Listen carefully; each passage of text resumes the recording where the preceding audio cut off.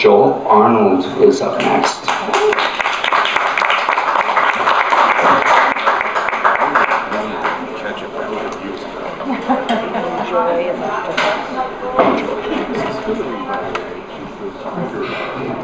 All right. This is from my last short story collection called More Bedtime Stories for the Apocalypse. And this is one of 4 stories in there that frame the collection that all take place on the Rapture Express.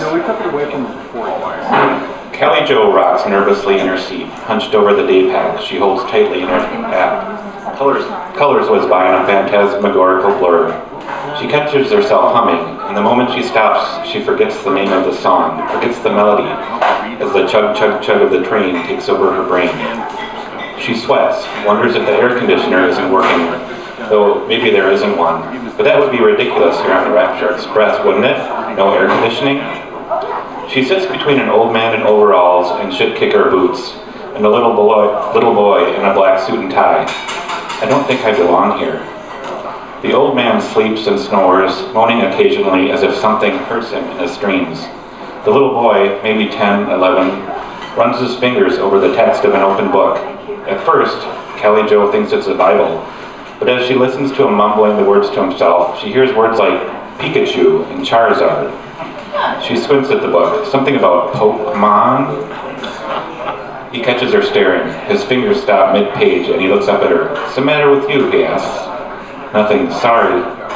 She looks back at her day pack, squeezes it tighter, and begins rocking again. The boy's voice softens.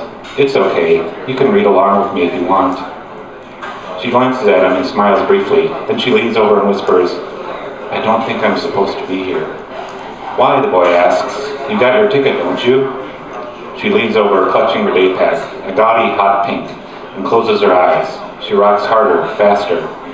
"Lady, it's okay. You can just explain it to them. Tell them you lost it." She lifts her face barely an inch off her day pack. "I have a ticket," she whispers. It's not mine." "Someone gave it to you?" A voice rings out in the front of their car. "Tickets! Tickets, please!"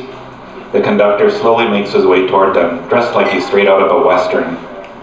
Kelly Jo's hands tremble as she unzips her day pack. "Tickets, please!" 5 rows ahead of them, a man starts sobbing, pleading. "I had it right here. You've got to believe me." "You know the rules," the conductor says. "Ticketed passengers only." "But what about that hippie you picked up, the guy with the sign?" The conductor spreads out his hands, his fingers neatly trimmed, save for his pinky finger. That nail is long and pointed. "He was on the guest list," the conductor says. The passenger nods, his eyes brimming with hope. "Yes, the guest list. Maybe I'm on the guest list. Could you check, please?" "You're not on the guest list." The passenger starts to stand, his eyes darting this way and that. "But I made a deal." The conductor smiles sympathetically, although Kelly Jo, 5 rows away, can tell it's not real sympathy. "I'm sorry, sir," the conductor says, "but the only deal is this deal, the real deal. Any unauthorized deals are null and void." The ticketless passenger steps into the narrow aisle and drops to his knees, hands clutched together. "Please!" The conductor sighs and produces a wooden whistle from his pocket.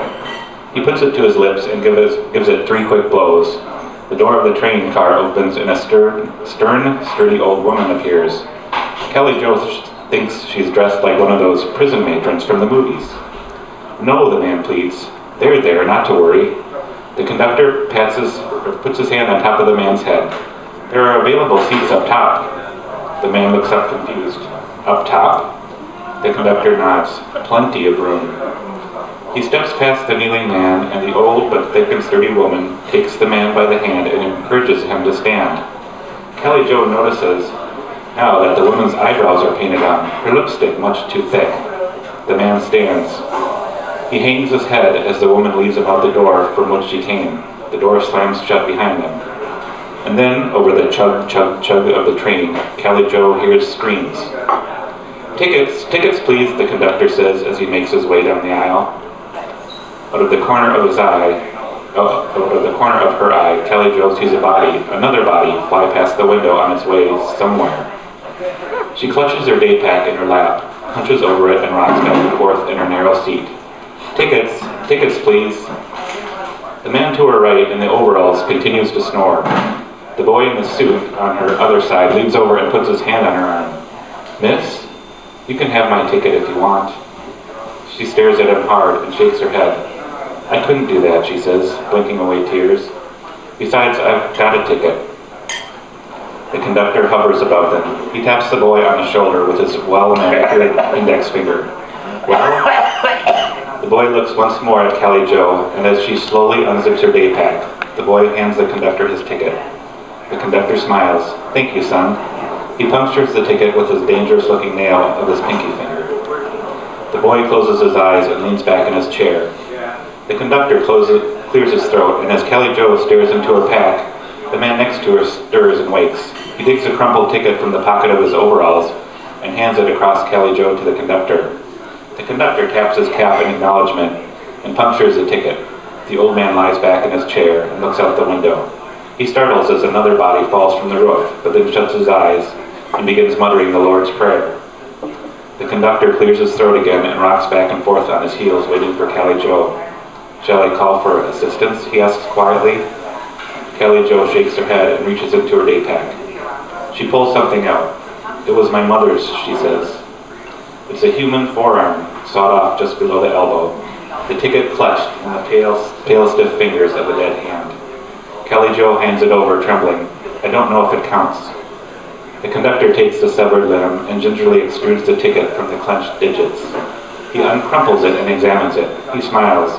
Perfectly legal, tender. We do value the resourcefulness of our riders. Well done, well done. He punctures the blood-soaked ticket and drops it into his pocket. He hands the limb back to Callie Jo, winks at her. A souvenir, he says. Callie Jo takes her mother's forearm and places it back in her hot pink day pack. She zips it shut. The boy in the suit and the old man in overalls continue to sleep as the Rapture Express rolls on.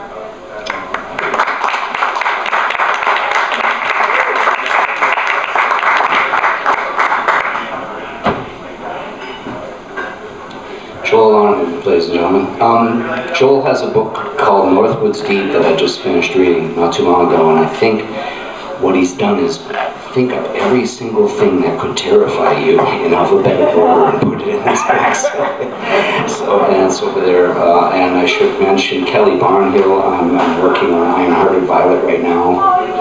Fabulous. So, and Terry Faust, I should be fair here. Terry Faust, Z is for Xenophobe. Is that over here too? But he's got that available. So check those